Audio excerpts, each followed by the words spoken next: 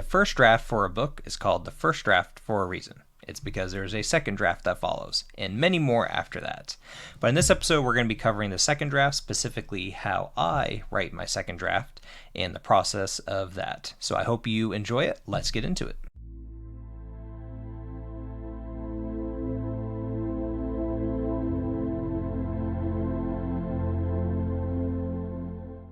I'm going to take the time at the beginning of this video to thank everyone for watching, liking this video, commenting, especially subscribing if you haven't yet already. Please do so. I am an epic fantasy writer. Looking forward to sharing my writing with you. Thank you for following me along on this journey. Looking forward to covering how I do my second draft in this episode. Maybe you'll gather something from it, be beneficial to you in some way if you're a writer, or just give you some insight into my process if you're a reader and want to read my books. So now that the first draft is complete, it does not mean that the book is done. It is far from over because the second draft needs to be had now. I kind of look, this example has been given plenty of times before, but I do kind of look at the first draft as kind of the foundation to the house. You have the foundation, you might have the framing, the walls, the roofing, maybe even the plumbing and electrical, something to make the house livable in. Maybe not super pleasant, but it's there. You can get through the day, get through even life, and you've built it. It's good to live in. But it doesn't necessarily make it the best livable place, which is where the second draft comes in. So the second draft I kind of view as putting up the drywall, getting in the chandelier, getting some furniture, some carpeting in, making it a very nice and pleasant place to live in, a place that someone might call home. That's what I kind of look at for the second draft. The book is far from being finished. It's in a good foundational complete form, but there's some final touches that need to be had, and maybe even some structural changes that might need to be made in order to get it to a near complete state. So I've heard a lot of authors talk about taking some time in between your first and second draft, setting the book aside and giving it some time to give your mind a break from that story. I think that's fairly helpful advice, just depending on maybe how long your book takes to complete or how distant you might feel from it. So for me, there's quite a bit of time from the beginning of the book to the end, just the writing, whether it's 4 months, 5 months, 6 months, however long it takes you to write the first draft.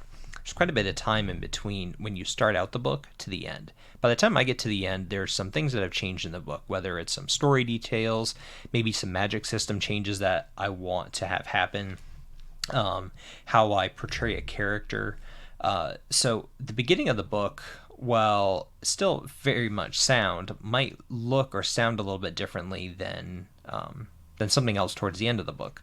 So for me, taking a little bit of a break might be good. And when I say little, maybe a week or so before I jump back into it, because I actually still want a lot of the things fresh in my mind still in place, but still to be able to go in and I feel like that there's definitely some changes that need to be made.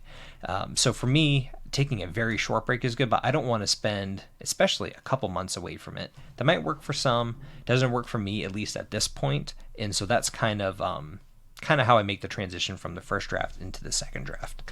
So the very first thing I do for my second draft is I just read through the whole thing. In my mind. Reading aloud comes later, but I read through the whole thing in my mind, sit down, and this is where I mark it up. Yes, I'll make some simple grammar changes along the way just because they're annoying and I want them fixed. But overall, me going through the first draft is marking every single thing where I want a change made, or noticing inconsistencies, changes in characters, some dialogue I want switched around, maybe some magic system things that don't line up, or I might spot something that doesn't line up with my future books that I want connected to this one. So going through the first draft, the first time reading through it gets very messy. There's a lot of notes, a lot of things I want changed. So by the end of it, I don't make any of those big changes along the way, just maybe some simple ones. So by the end of reading it through the first time, there is a lot for me to go back through and adjust, change, move around, and to get prepped for the final last couple of drafts that are needed. When I eventually go back in to make those changes, I do start from the beginning of the book and work my way forward, but I might jump around a little bit. So if there's a beginning scene that has to deal with introducing the magic system, I might flip ahead to the end of the book, to kind of make sure that those two things cooperate together, coincide, and work together to form the cohesive whole that I want to with my magic system. I also might think of a scene in the middle of the book where I know might affect the ending. So I want to go to the middle part first to fix something around that kind of foreshadows something in the end. So I start at the beginning, typically work my way chronologically through it. However, there's still jumping around if I feel like it needs to be, or if I feel like that would just maybe break up the monotony somewhat of going from the beginning to the end. This portion definitely takes the longest. It's a lot of adjusting, rereading certain parts of the book just to get a good feel for it. I might read a chapter over and over until it's just how I want it. So this is definitely kind of the how do you say it, the more architect side of my mind, trying to make sure the pieces fit together and are structurally sound. So that's when it's finished and it makes sense. It's cohesive and pretty much ready to send out for people to read. But it's not quite ready for me to send out to my readers to give it a first pass. The very last thing that I need to do is, once I feel like that everything has been changed and adjusted the way I want it to be, I will go through and this time actually read it aloud to myself. And that takes a while. It's kind of exhausting. However, it's very beneficial. So I want the story to be read as if someone were telling it to you or talking to you with it. So it should be read aloud and should be, just like a narrator reading your book, which I want a narrator for my books too.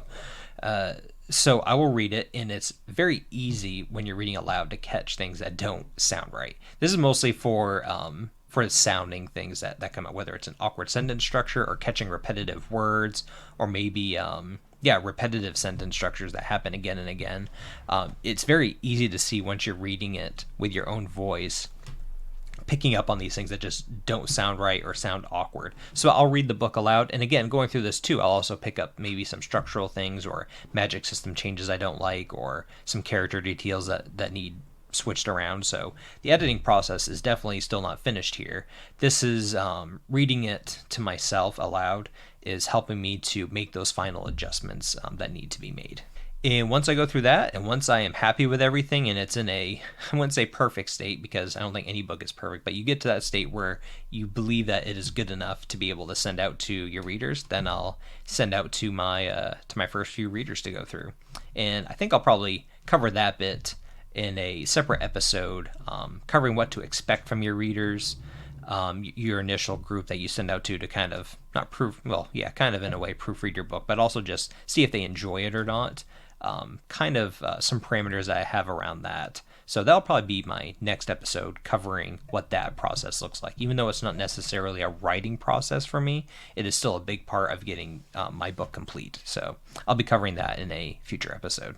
Well, that's it, covering the second draft. I hope you learned something from it if you're a writer, or if you're interested in my writing, so that kind of gives you some insight into my writing process. I enjoy talking about how I write. I think it gives some good insight into what my structure is, and once I say that I'm going through the second draft of my book, you kind of know exactly what that means. So glad you tuned in, and I hope you enjoyed it. Thank you for your support. Again, subscribe if you haven't. Definitely like the video. Any little bit helps. Any interaction helps with promoting my writing, getting me out on YouTube, and just spreading the awareness for my writing. So again, thank you, and I will see you next time.